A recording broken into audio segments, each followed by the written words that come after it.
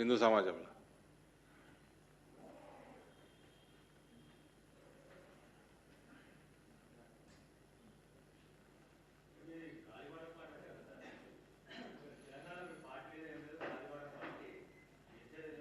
ఎవరు అన్నారు?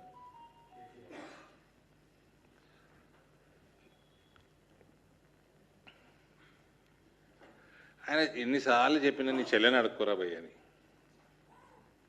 నీ చెల్లెని అడుక్కో.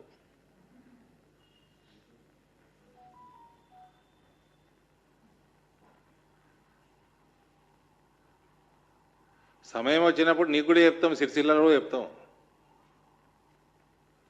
నీ చెల్లెని అడుగు పాపం, ఎటు తిరుగుతుందో ఏం చేస్తుందో. రోజు నీ తోలు తీస్తుంది. నువ్వు వేరే తోలు తీసుడు కాదు, నీ తోలు తీస్తుంది నీ చెల్లె. మీ అయ్య తోలు కూడా తీస్తున్నది.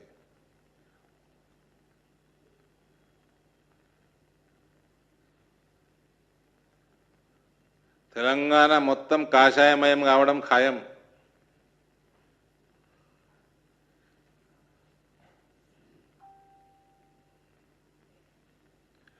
ఒక్కసారి వస్తే మహేష్ బాబు గారు, ఒకసారి వస్తే పరిస్థితి ఏమైంది చూసారు కదా.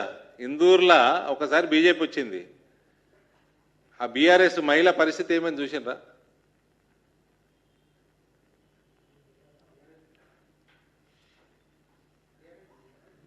బీఆర్ఎస్లా అంతే అన్నట్టు. కానీ ఆమెను క్వశ్చన్ అడిగితే మీరు కేటీఆర్ని కూడా అడగాలి. మరి ఏదో కేసీఆర్ నడిపించిండు, ఉద్యమం నడిపిండు, ముందుండి నడిపిండు, అదే వచ్చింది.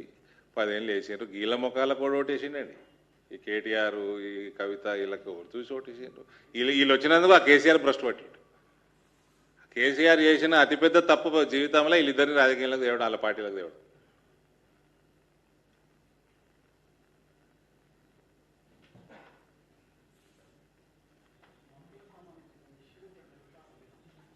కేటీఆర్కి ఇప్పుడు సవాల్ ఇసురుతున్నా, దా ఇందూరుకి రా.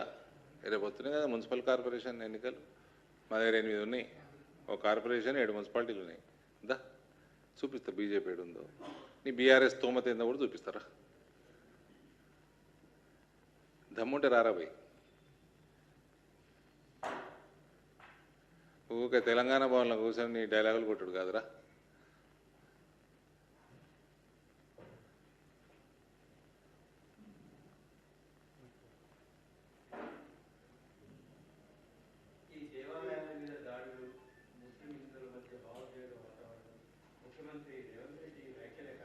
హండ్రెడ్ 100%. మీరు ఎవరైనా నాకు అర్థం చేయండి boss. Congress is Muslim, Muslim is Congress. ఎక్కడ రాసి ఉంది? కాంగ్రెస్ రాజ్యాంగంలో రాసి ఉందా? ఎక్కడ రాసి ఉంది చెప్పండి. What does he mean?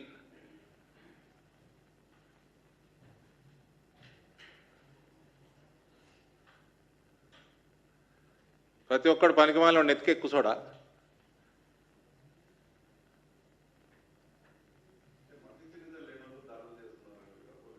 అది ప్రతిదాడి మతి స్థిమితం లేని ఈ ముఖ్యమంత్రికి మతి స్థిమితం ఉంటే అట్లాంటివి చేయడు స్టేట్మెంట్లు.